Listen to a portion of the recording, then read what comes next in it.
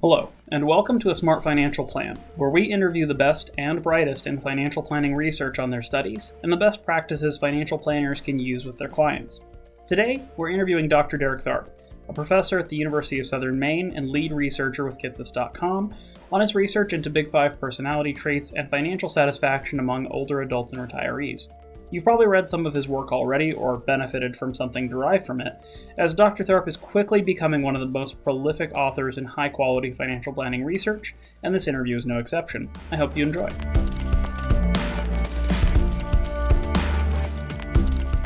Well, Dr. Tharp, thank you for being on the program today. Can you just tell us a little bit about yourself? Sure. Thank you for having me. My name is Derek Tharp. I'm a professor of finance at the University of Southern Maine. I also work in various capacities with other industry organizations. I'm the lead researcher at hypotheses.com. My work is I'm a senior advisor to Income Lab, which is a new financial planning technology company. And then I also have my own RIA where I serve financial planning clients. So just a couple projects, just a couple full-time jobs. Well, terrific. Can you just tell us a little bit about your research, what it was called, and just succinctly, because we'll get into the details, what was it about? Sure. Yeah. So this particular paper was titled Big Five Personality Traits, Dispositional Affect, and Financial Satisfaction Among Older Adults. And it was published in Personality and Individual Differences, which is a psychology journal. And what I was really looking at with my co-authors in this paper was, do personality traits influence our assessment of our financial well-being, or how satisfied we are with our financial situation? And the motivation for this really came from sitting down. This was actually part of my dissertation. But sitting down, looking at some research in other fields and seeing that oftentimes different life satisfaction, other subjective well-being measures, what actually predicts those the most is, or one of the strongest predictors is personality. And then I came back and looked at what had been done in the financial satisfaction literature, and we really didn't have much that looked at that. So, really wanted to dig in and explore, particularly if it was one of the more important predictors of financial satisfaction, see if that same relationship was true in this context. Sure. So, I mean, you sort of answered the next question for me a little bit, but I'm curious because you're a fairly prolific writer. I don't think a week or two goes by without something new that you've published. So what made this a priority for you? Why did you want to research this particular topic?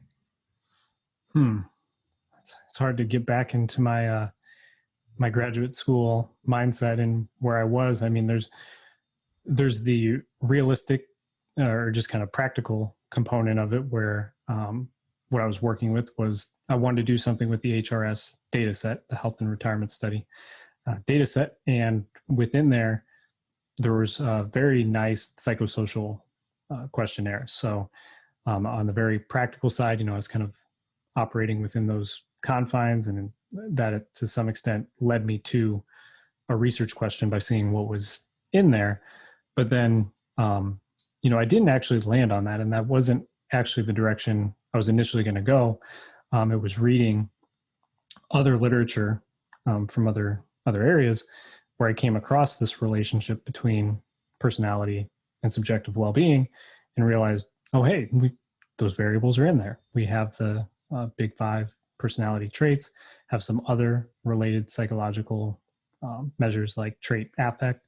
And so it just seemed like a good opportunity to be able to really, especially for a dissertation, it was a nice fit because I could do a deep enough lit review and motivation, and some of my other research, particularly on more financial planning specific topics, can sometimes be hard just because there's very little research out there to support it. You really have to borrow heavily from maybe theories or other fields, but sometimes it's just a little hard to build up that real dissertation-esque lit review.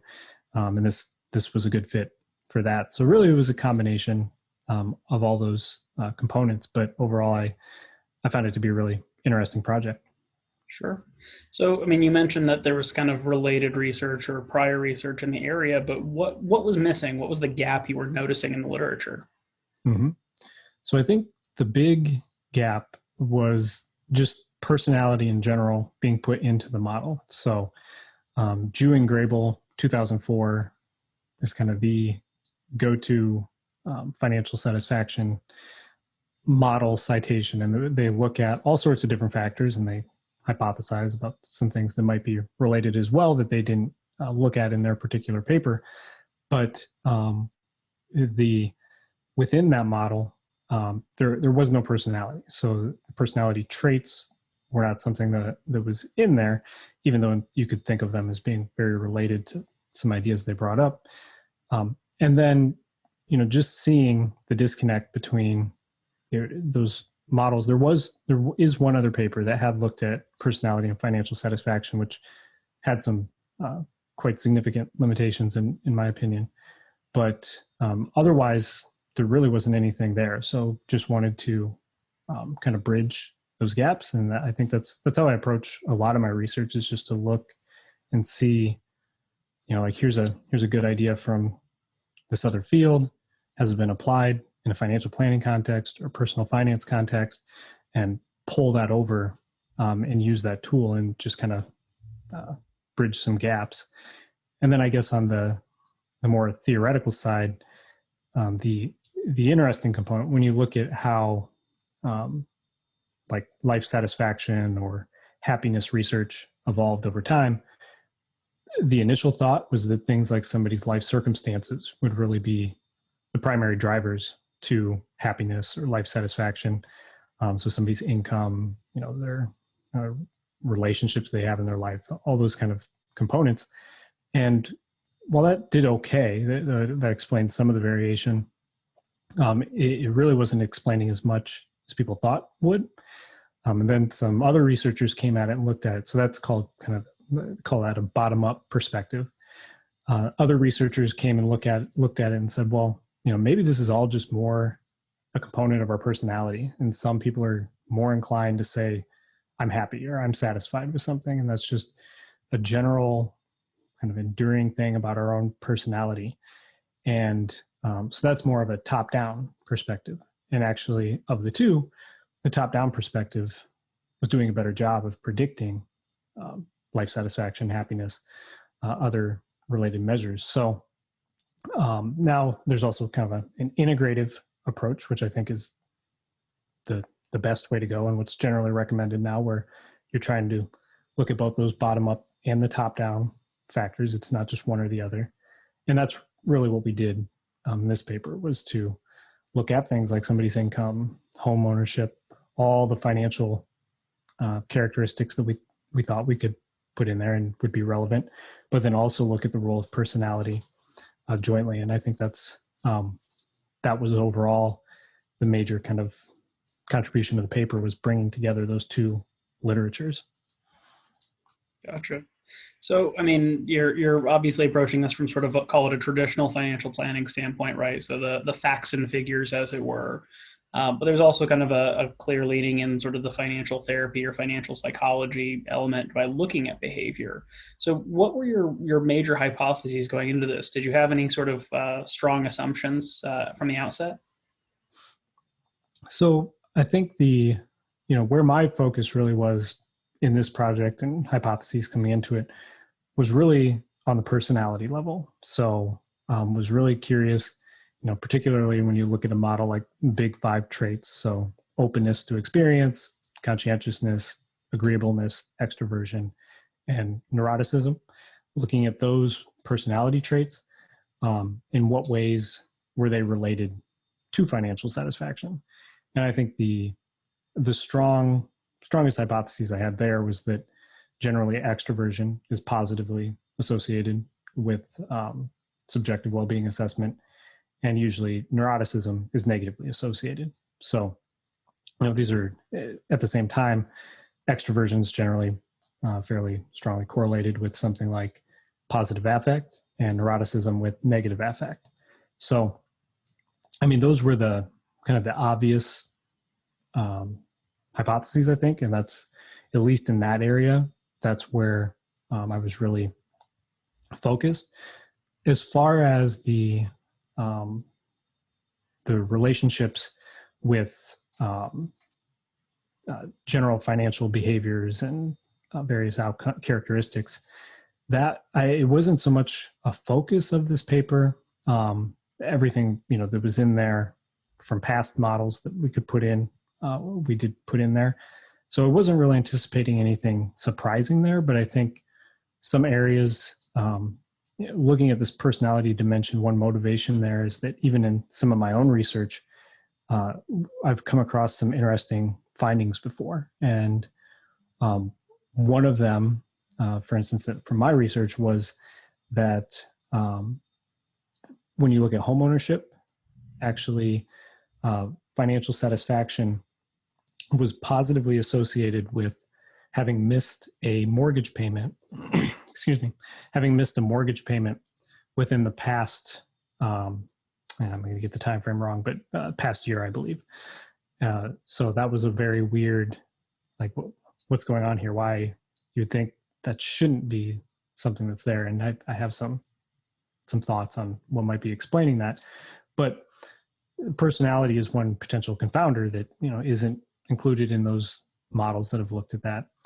And then you also see things like in the financial behavior side where when we look at like subjective and objective financial knowledge, education, actually higher levels of education tend to be associated with lower satisfaction, at least in financial satisfaction.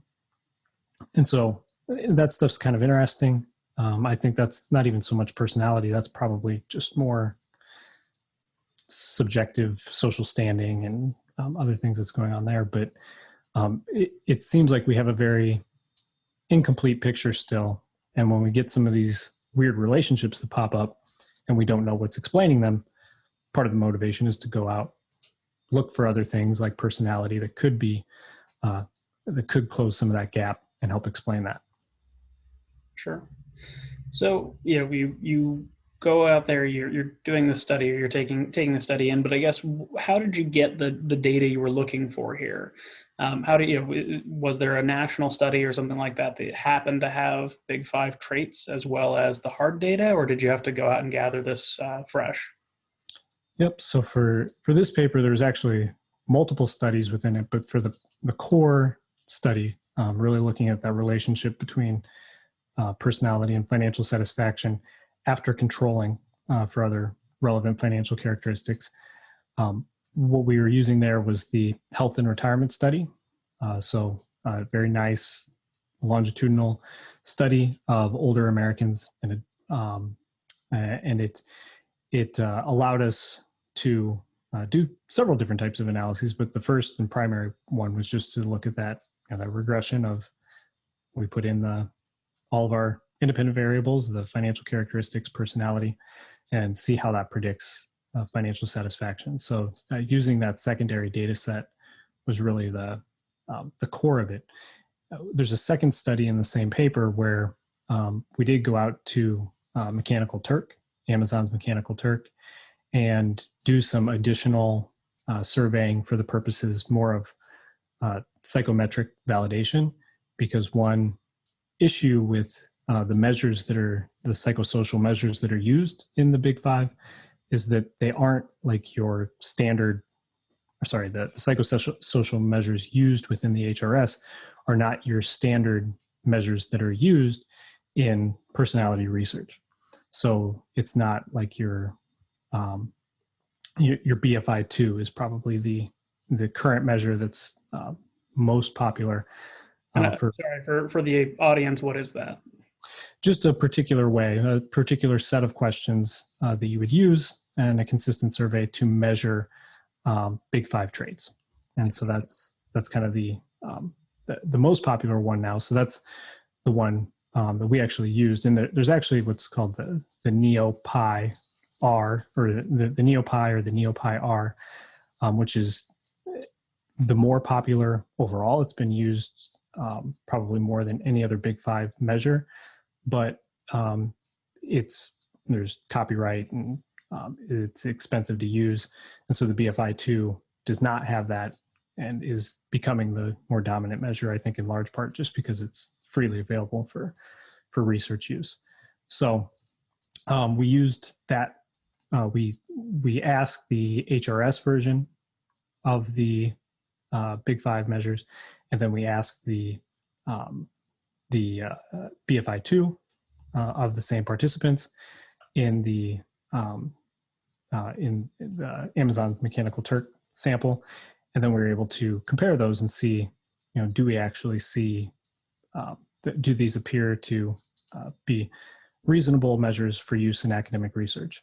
And that's what we did find. We did a few other tests too, things like retest reliability, but we were able to do that just using the HRS. So kind of a secondary contribution to that paper was providing some extra validation for the use of those personality variables that are used specifically within the HRS.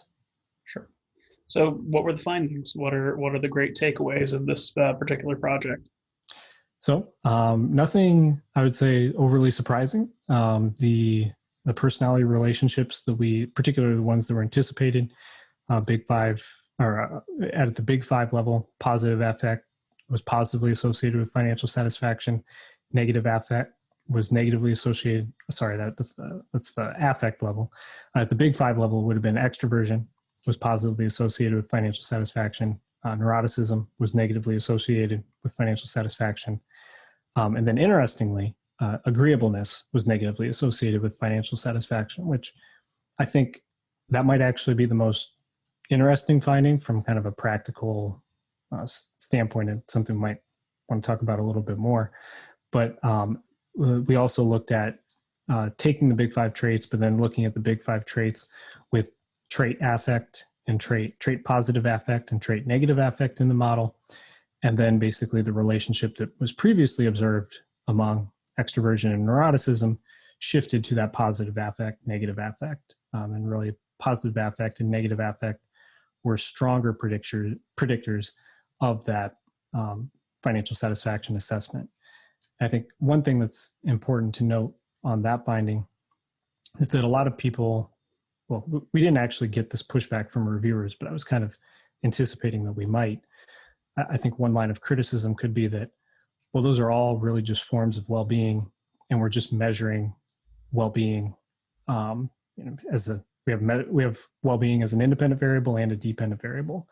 And the difference, there is a distinction when you look at a measure like affect in how you ask the question stem. Are you asking in general, do you feel a certain way? Or are you asking right now in the moment, do you feel a way? And so the way the HRS question is posed, it's more on the in general kind of trait affect side rather than an emotional current feelings or a state affect. So seeing that sort of trait. And then that's carried over because of findings like that. I've used that in well-being research with financial advisors, other well-being research looking at financial satisfaction where I have measures like that affect type measure available. So, I mean, just for our audience here, let's try to break down those three major findings with as far as neuroticism, agreeableness, etc. So, if I'm a planning practitioner, how would I recognize the kind of, let's say, a high predominance of trait neuroticism or trait agreeableness or extroversion within my client? How do I see that or recognize that? One thing in the psychological research is that people actually do tend to be pretty good, or the correlations are pretty decent between somebody's self-assessment of their personality and other people's assessment of personality.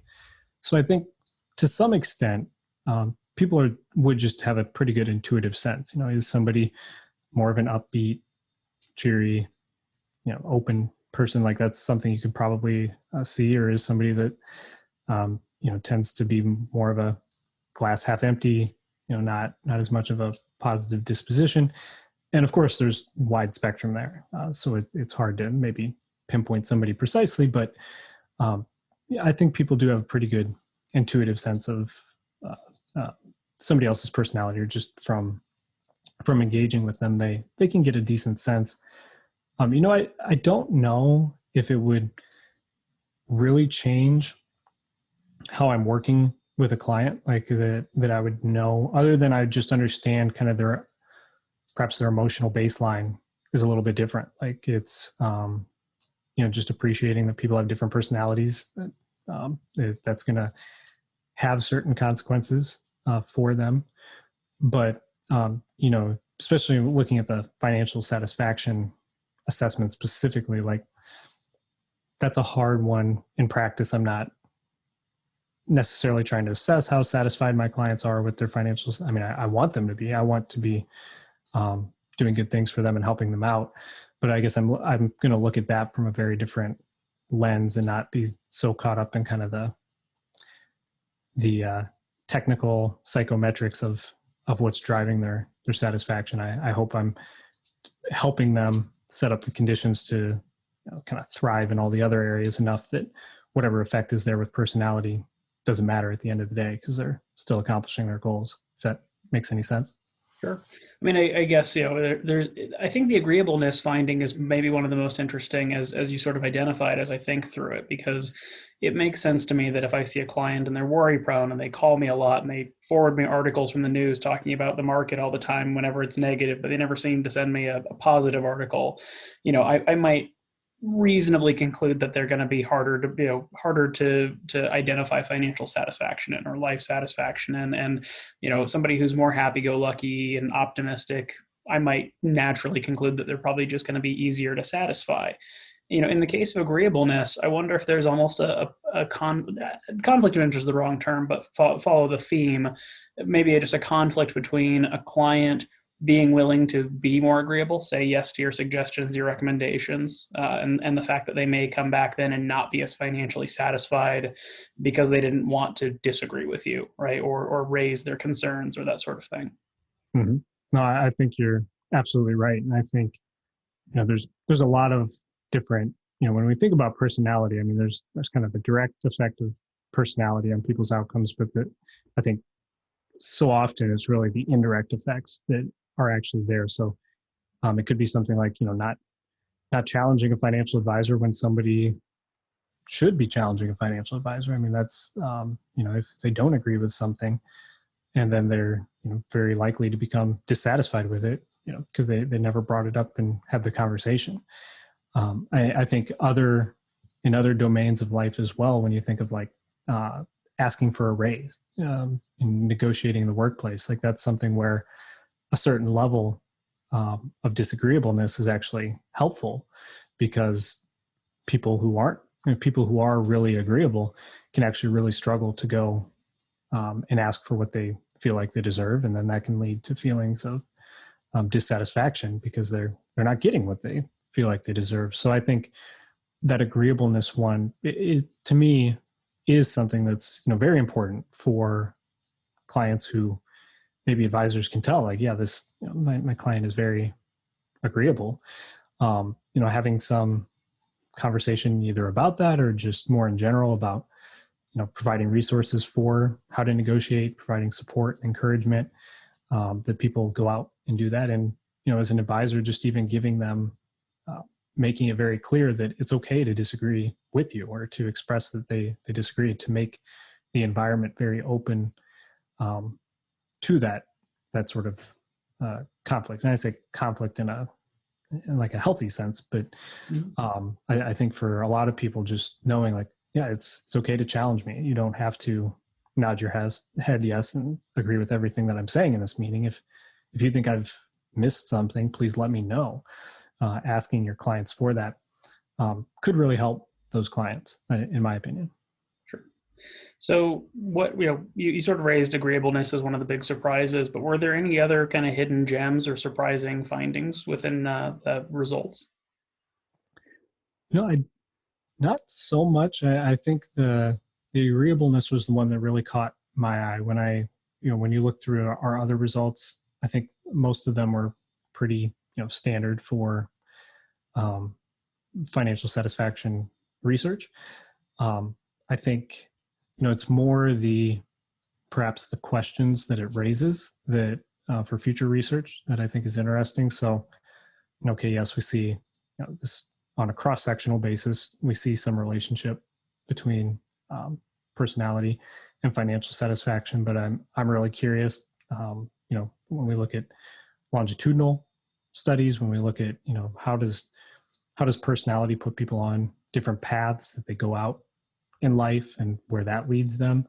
Those are messier, harder questions to get at, but I think ultimately really important questions. And I think it's relevant not only, advisors in their own career. So we've, through hypotheses.com, we've done various surveys of advisors, and we've looked at things like personality traits. And so understanding how advisor personality might lead them in different directions and different areas of focus. But then even from the client perspective, understanding how personality is relevant to somebody's client's behaviors. And then also even just from an advisor knowing yourself and knowing what clients perhaps want to see in an advisor, or what leads to success as an advisor, I think is important, because something I've written about at kitsis.com as well, looking at something like dress, is something I see a lot of, and I'm as guilty of it as anybody. I don't love to go put on a suit. A lot of my younger colleagues that I talk to at conferences and other places, they don't like to go put on a suit necessarily either. But understanding, what that's, what the perception about your personality is from that. And we see one of the reasons, you look at the most conscientious kind of areas, military, various places like that, and you see very crisp, clean uniforms like that. The attention to details is taken care of. And, when somebody's trying to hire somebody to manage their life savings, they want to see that. Like they want to see that, details, attention to details paid. And that doesn't mean for everybody a suit is the right way to go. If your clientele is going to be put off by you wearing a suit, like then, be smart enough to not wear a suit in every environment. But, paying attention to the way our own, our real personality manifests in our appearance to clients and what we're doing with clients, but then also the ways that we might want to make sure we're sending the right signals to clients, and maybe even fight our own personality a little bit, are both very relevant to that. So it really, I think a lot of the most interesting implications are not so much the paper itself. I mean, it was, hopefully we did a technically sound job and have introduced that concept, but it's more all these kind of related questions that it brings up, and thinking about personality in this context within different domains that is really of interest to me. Sure. So, you're a practitioner today. I'm a practitioner today. People listening are practitioners, or they're going to be practitioners soon. So what do we do with this research? How do we apply this with our clients today? Yeah, this one, I mean, it's a little bit tough. I mean, I think it is more, if there's something from this one, it's probably the agreeableness dimension, and just understanding, not even so much the findings, from the study, but just even appreciating the difficulties that can come for some people who are low in agreeableness, if you're very disagreeable, that creates challenges. If you're very agreeable, that creates challenges as well. So just understanding that and appreciating that, I think creating an environment where clients can feel comfortable disagreeing with an advisor is good. I mean, that's when I sit down with a client, I never want it to be, a monologue, right? It's not just me talking at the client and we're not engaging. I really want it to be a dialogue, and that means me being comfortable with the client challenging me if they think something's wrong, if they think maybe I misunderstood them. I thought their goal was one thing and it was something very different. I mean, that'd be a good example of somebody who just was hesitant to speak up for themselves and say, hey, wait, no, this isn't what I actually want to achieve. If they just go along with what their advisor's recommending, and the advisor might just genuinely believe that's what the client wanted, and they end up working to solve the wrong thing or working towards the wrong goal. So I think really that to me as a practitioner is the one piece of kind of appreciation from the study to really latch onto and use and think about. Okay. So just something that's come up as a recommendation or a thought from some of your fellow research practitioners, and I'm curious to get your perspective, but particularly amongst those who have call it a psychology first background as opposed to a finance first background, one of the most common things I've heard is to do a personality assessment with clients, to take them through a Big Five survey or something like that. Do you think that that's practical, or that's a good step, or is that maybe sort of blurring the line between being somebody's planner and being their financial therapist or something like that? I think it really depends on the advisor and their firm and their client's expectations. I mean, I think for the right advisor who's comfortable doing that, who can find a way to explain to clients why that's something valuable for them to do, absolutely, I think that's there's potential value in doing that. And I think the more you get towards the kind of financial therapy side, I mean, like that, there's very clear, probably clearer implications in the financial therapy area for applying some of that. But I do think you have to feel comfortable with that. If an advisor is not at all comfortable presenting a client with a questionnaire like this, or had no idea what they were going to do with the results, I think the response from clients could be very negative. And I think we've even seen doing the KITSIS research, every time we do one of these surveys, we almost always have some kind of psychological construct in there. And these questions are asking people, whether they might think of themselves as moody, or like there's things that often somebody might read that and like they don't want to say that, or they feel like it's too probing, or why are we asking these questions about their emotions? And we get some pushback from advisors, and we try to explain, like, this, we're not looking at your responses specifically. We just want to see if there's general patterns, and these are actual psychological constructs that have been developed for use in academic research. We're not just making stuff up as we do this. But we get some pushback. So that sort of pushback, I think, for an advisor who's laying that on a client and totally out of the blue, and the client's not expecting that, like that could be something I wouldn't necessarily recommend.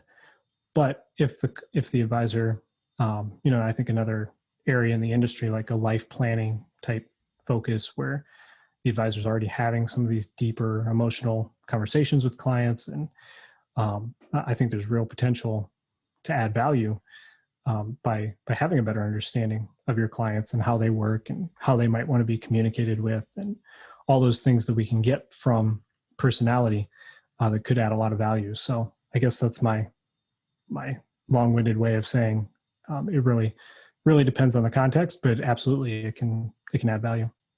We would not be advice professionals if we didn't say it depends. Yeah. Well, Dr. Tharp, thank you both for your research and for being on the program today. It was really a pleasure to have you. Well, thank you so much. And thanks for putting this podcast out there. I think it's great. Thank you.